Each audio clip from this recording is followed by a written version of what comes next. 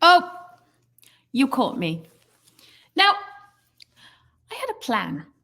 Whenever I get on a plane, I always put my neck pillow on, put my little face masky thing on, go to sleep. You know why? Because it makes the journey go quicker. So I was thinking, what if I do that now and the pandemic may be over faster? The only problem is I could be sleeping for quite some time. So maybe that's not my best idea. But in the meantime, not to worry, because I'm going to still keep the travel dream alive. And I want to take you to a place that I was really looking forward to going to in 2020, but of course wasn't able to. And hopefully we'll be going sometime this year. And that's Ireland.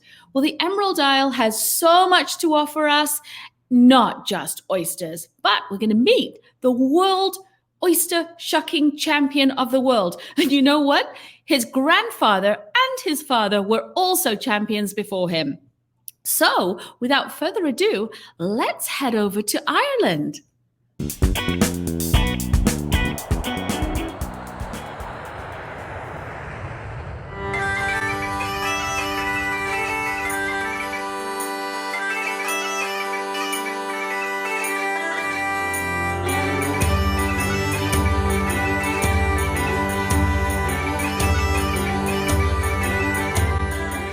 So, hello, good morning, Shane. So, Shane, you're all the way over in Ireland. I'm meeting Shane Brett here from Ashford Castle. And Ashford Castle is some place that I have absolutely got on my personal bucket list. So, welcome, Shane. Thank you very much for joining me. Thank you, Lorraine. Great to be here, and thank you very much for having me. You have the most beautiful accent. Everybody always loves the Irish accent. Do you find that when you go around the world, people are like, oh, talk to me? Absolutely. I've had that request a few times, and I think obviously Irish people are famed for their accent and their gift of the gab, as we say here. So yeah, it's obviously something I don't really take much notice of, but people do comment on it from time to time. So why should Ireland be one of the places that would go on anybody's bucket list? What makes Ireland so special? I think there's genuinely so many reasons it should be on your bucket list. I think, as I alluded to, one of Ireland's biggest assets is its people, and that Céad Míle Fáilte that I welcome. But you've Ireland itself. I mean, the landscape and the scenery of Ireland, the wide open spaces, the greenness of the country. Even to give you an example of our location here, we're on the Wild Atlantic Way. We're right on the gateway to Connemara. We're in a 350-acre estate here at Ashford, and I think when travel does resume, people will be looking for those wide open spaces, those uncrowded spaces, and we have that in abundance here. But you have amazing food here as well. There's been a massive culinary explosion in Ireland over the last number of years. You have examples of that here at Ashford, where we work with, local artisan producers, and that's something we really, really focus on. But even kind of going to our closest city, which is Galway, we're 45 minutes from Galway, and there's some fantastic places to eat there. Everything from amazing gastropub food right the way up to Michelin star dining. So there are just a few reasons that I think Ireland should be on people's bucket list. That sounds amazing. So tell me more about Ashford Castle, because I've actually sent clients there for honeymoons, and I have always wanted to go. I mean, where do I start? It's one of a kind. It's the oldest castle hotel in Ireland. It dates back to 1228. It's almost 800 years old, and it was once the summer home of the Guinness family. And the castle became a hotel in 1939. So we celebrated our 80th anniversary as a hotel last year. But we're set on a 350-acre estate right on the edge of Lough Corrib. It's the second largest lake in Ireland. We have close to 30 activities on property. We have an amazing longevity of service here at the castle with the team here. And it's just one of the most special places that I think you can find anywhere else in Ireland, if not the world. Can you tell me a little bit more about what people could expect to do when they're there?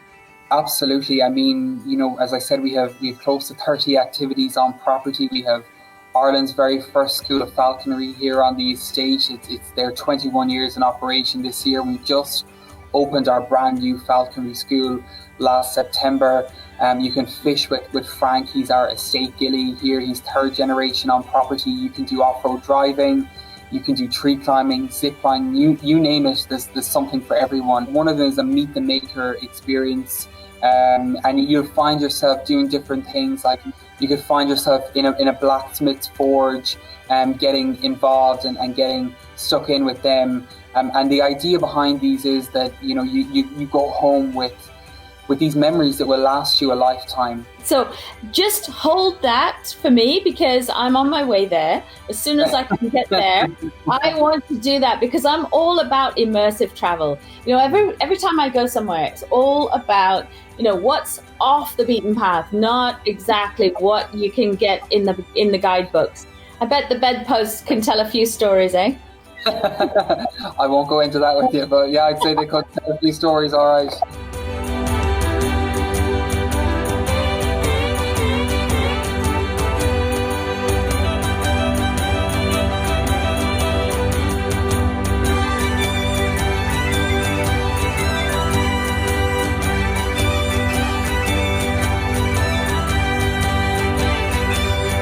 Launcher. So we're still in Ireland, and we're going to go and head to meet the world oyster shucking champion, Michael Moran. Thank you so much for joining me. Welcome. Thank you, and thanks for having me, Lorraine. It's great to see you. So you are the world oyster shucking champion. So what does that mean? How many can you shuck in a minute or an hour, or what does that entail? Tell me.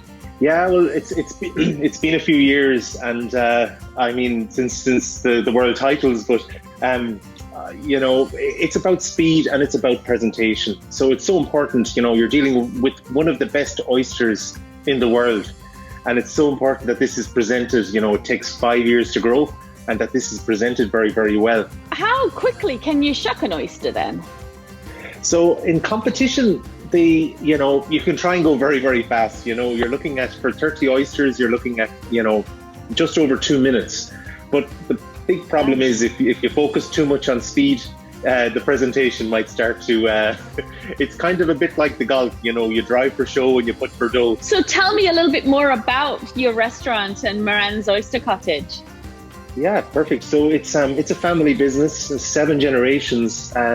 So it's you know, on the wild Atlantic Way, looking out onto the Atlantic Ocean, just on an estuary, right beside the oyster beds.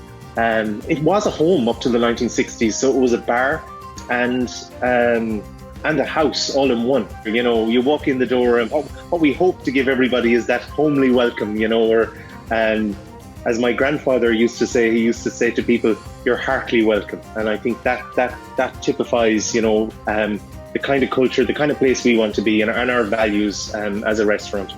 So you say that, but the gentleman I was speaking to just before you from Ashford Castle, he said that in Ireland you're welcomed 1,000 times, 1,000 welcomes. Is that the same for the area that you live in?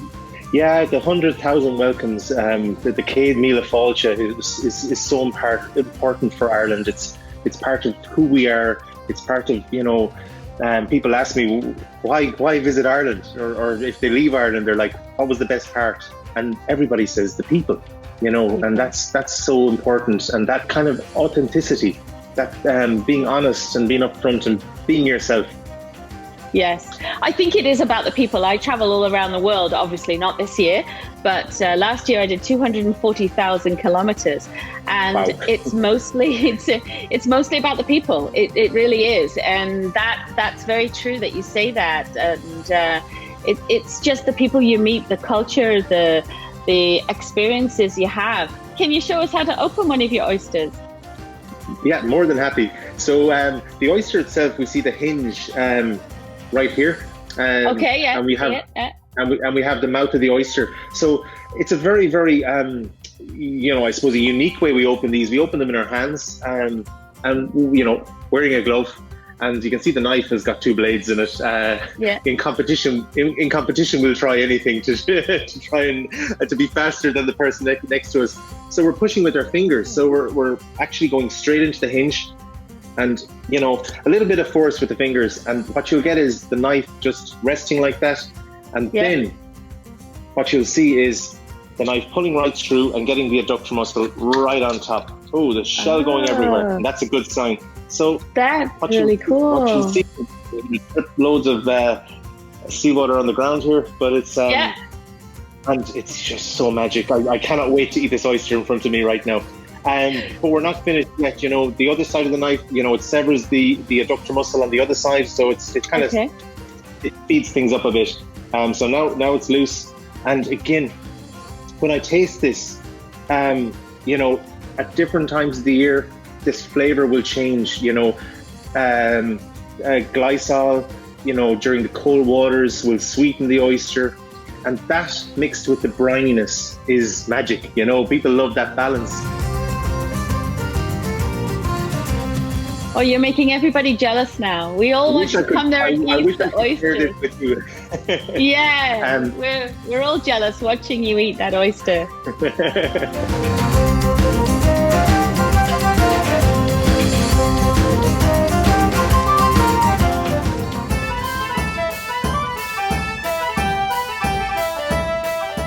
Good morning, Ciara McClements from Giant's Causeway. Now, it's somewhere that I, again, have always wanted to go to. I've never been. Welcome. Thank you very much for joining me. How is the weather over there in Ireland right now? Well, the weather is normally as the weather will be in Ireland, where you can have all 4 seasons in one day sometimes. So we're very much like that today. We've had showers and we've had some hail, and now we've got some sunshine, and we've actually got some wind as well today. So that's all in one day. All in one day. Sunshine, hail, and wind, all in one day. Okay, so you're from Giant's Causeway. Tell me all about Giant's Causeway. Giant's Causeway is a UNESCO World Heritage Site. We have, as you can see behind me, a state-of-the-art building, and also the landscape or hexagonal columns that have been here long before any and will be here long after us. And our job as part of the National Trust, so we look after the causeway for those generations to come. So we leave it in as good a place as it's been since we received it. It's what everybody sees when they think of Ireland. That is the image that we all see.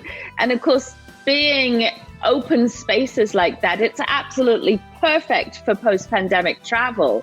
And what else can they see in the area, and what can they expect when they come to visit you? Well, we are what I would describe as a tiny little island with lots and lots of space. So we have, because we're so tiny, we have lots of things to do in quite a short distance from each other.